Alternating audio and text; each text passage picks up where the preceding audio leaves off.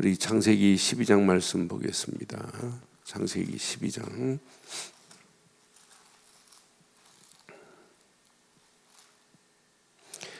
우리 10절로 20절 말씀 교독하겠습니다.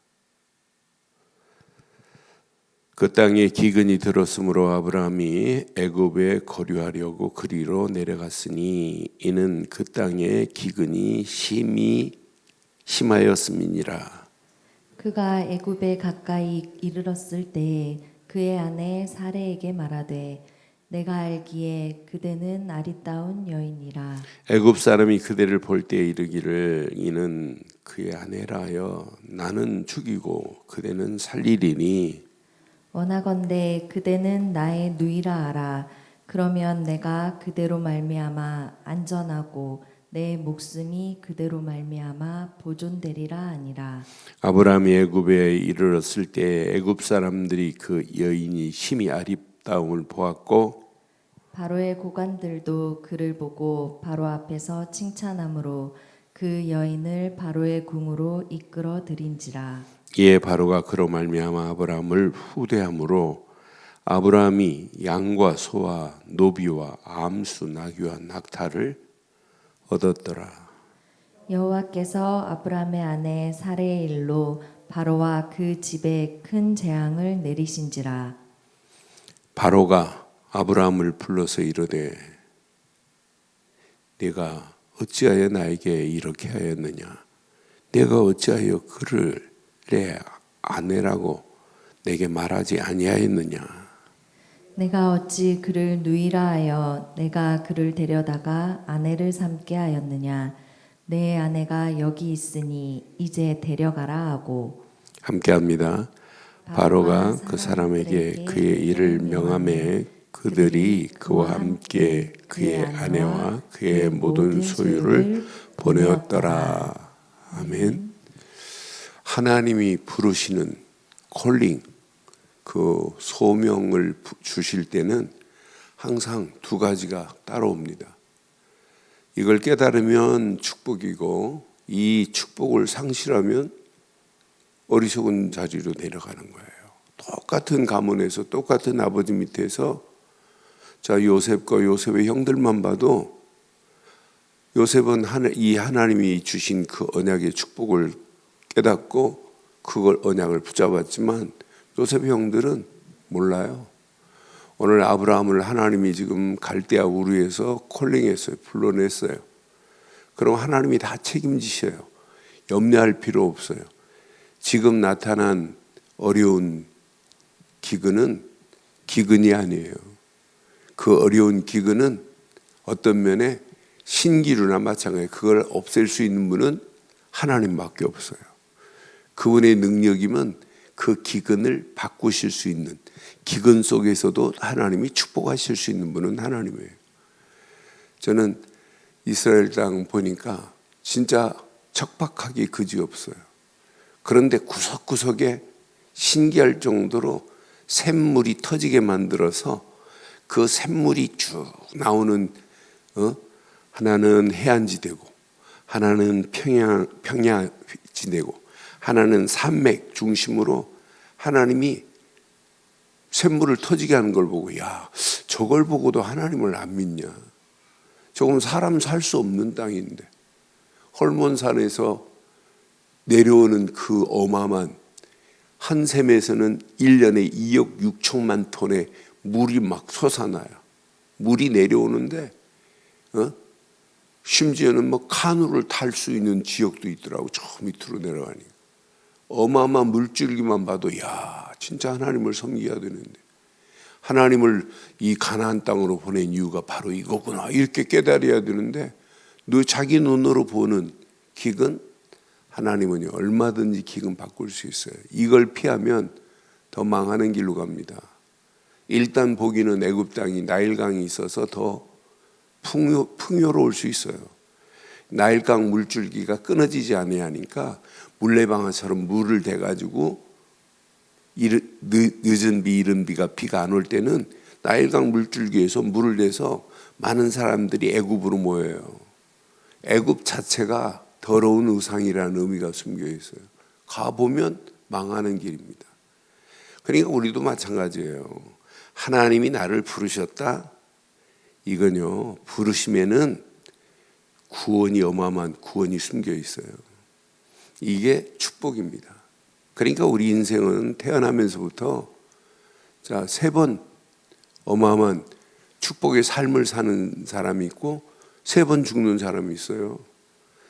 태어났다, 엄마 뱃속에서 우리가 살고 예수 믿고 구원받아서 살고 죽지만은 죽음이 아니라 영생의 자리로 가는 사람이 있는가 하면 똑같이 엄마 뱃속에서 살아 있는데 엄마 뱃속에서부터 죽어 있는 상태 많잖아요. 에베소서 2장 1절.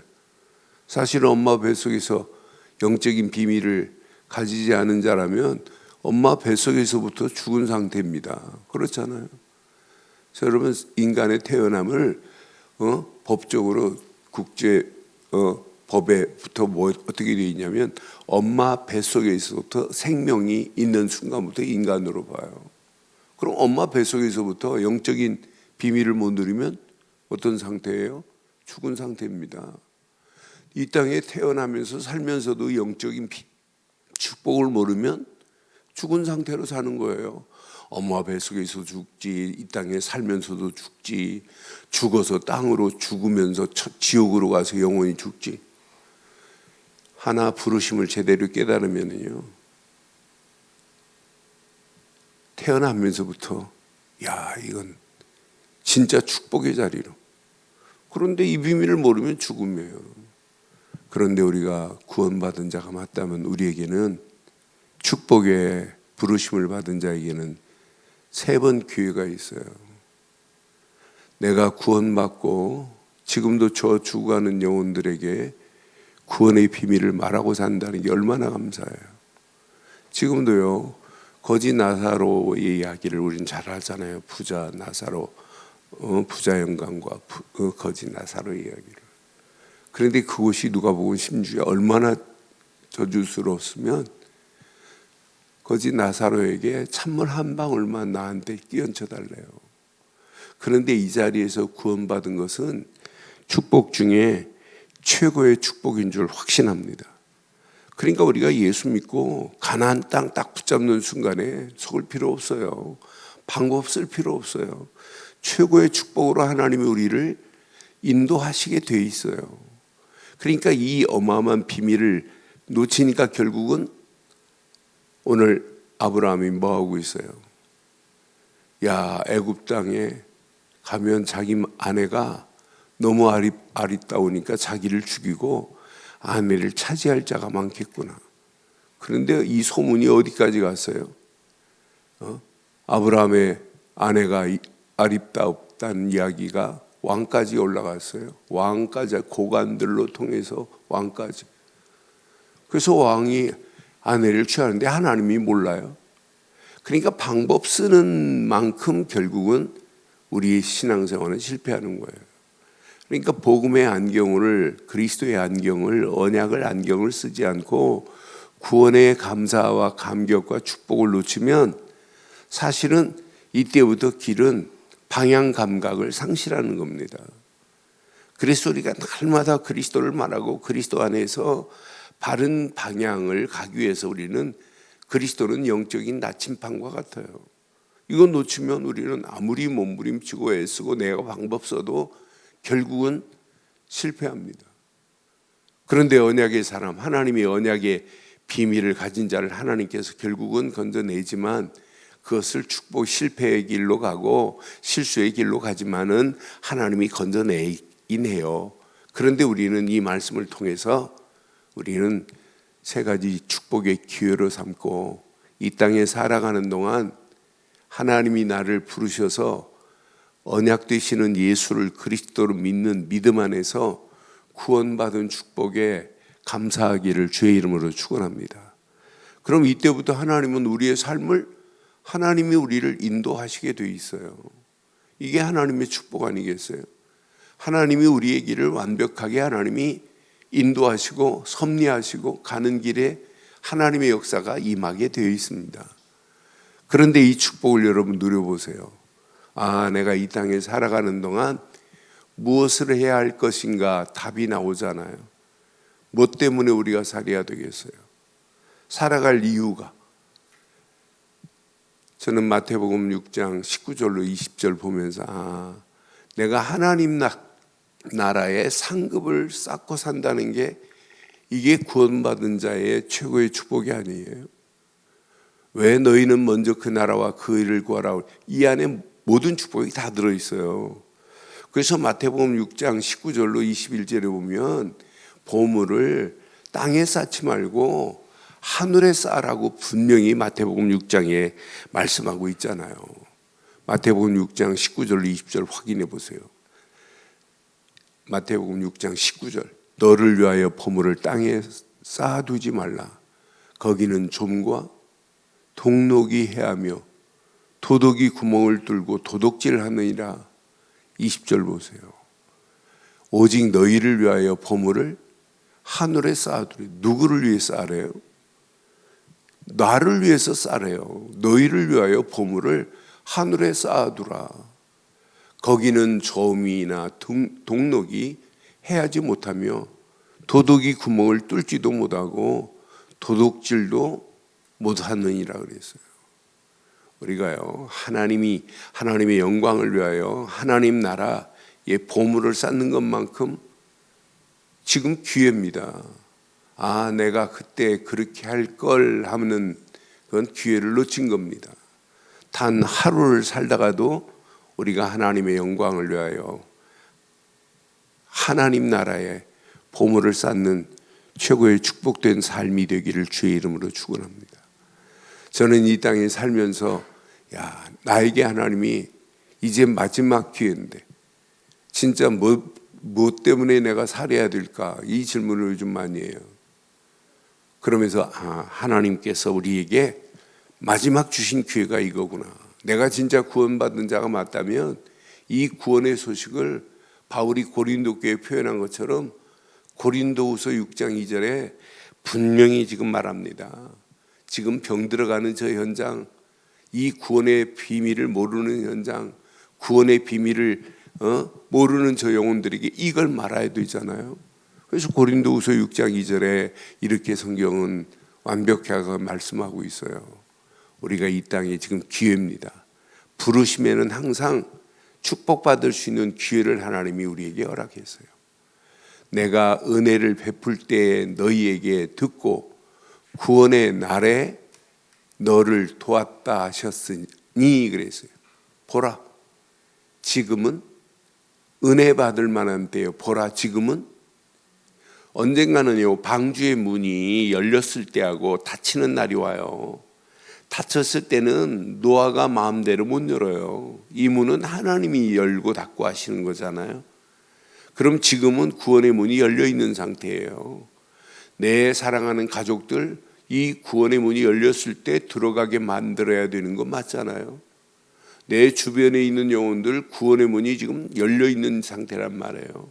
언젠가는 노아의 방주의 문이 닫히듯이 이 시대에 아무리 몸부림치고 애를 써도 문이 닫히는 날이 와요. 그 날, 그 시간표는 하나님 손에 있어요. 그 축복의 기회를 하나님은 지금 아브라함에게 주시겠다고 지금 불러낸 거예요. 그래서 아브라함을 믿음의 조상으로 삼겠다는 거예요. 그럼 방법 쓸 필요 없어요. 인본주의 쓰는 만큼 잘못된 길로 가고 시간 낭비, 모든 것 다 낭비합니다. 그런데 이 기회를 삼아버리면 돼요. 그래서 저는 맞다. 내가 예수를 그리스도로 믿는 나에게 하나님이 지금 기회를 줬는데 내가 이 땅에 살아가는 동안 뭐 때문에 살아가야 되냐? 무엇이 내 삶의 주가 되어야 되겠는가? 내 삶의 목표가 뭔가? 하나님이 축복하시면은요, 그냥 축복이 아니에요. 우리의 축복이 담장 넘어 가지가 뻗어가고 열매가 맺도록 하실 수 있는 분은 하나님인 줄 확신합니다. 확신해요. 그러니까 우리가 지금 방법을 써서 우리가 얻을 수 있는 것은 한계가 오지만 하나님이 역사하시는 건 무한해요. 요셉 보세요. 요셉 형들이 그렇게 시기하고 죽이려고 해도 요셉이 죽어요. 우물에 빠뜨림을 당해도 안 죽어요. 노예로 팔려가 안 죽습니다. 감옥으로 가도 안 죽습니다. 하나님의 정확한 시간표 속에서 하나님이 축복하니까 아니 종으로 팔려가고 감옥으로 누명 쓰고 감옥으로 간 자가 어떻게 감옥에서 총리가 돼요? 그것도 거대한 애굽의 애굽 나라, 그 시대의 그 지역을 전체를 장악하는 그런 애굽 나라의 총리가 어떻게 돼요? 오늘 미국의 대통령이나 마찬가지입니다. 그 시대에 애굽은 최고로 파워 중에 맨파워를 가지고 있어요. 그런 애굽의 총리로 세움받았다. 그 성경은 분명히 창세기 49장 22절에 저는 표현이 진짜 멋있어요. 이 표현을 가지고 복음송 부른 가사가 있잖아요. 하나님이 축복하시면 하나님이 부르시고 하나님이 인도하시는 자는 이렇게 완벽하게 인도합니다. 창세기 49장 22절 한번 보세요. 요셉은 뭐가 됐어요? 무성한 가지 곧 샘 곁에, 그것도 무성한 가지가 샘 곁에 있으니 뭘 걱정할 필요 뭐 있겠어요. 샘 곁에 무성한 가지라. 그 가지가 이스라엘을 넘었다니까요.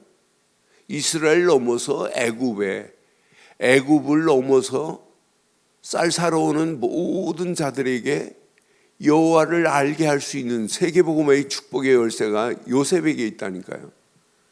저와 여러분들이 오늘 이 말씀 가슴에 한번 잘 새기시고 단순히 나 한 사람만 간신히 구원받아 그런 신앙이 아니잖아요. 우리는요.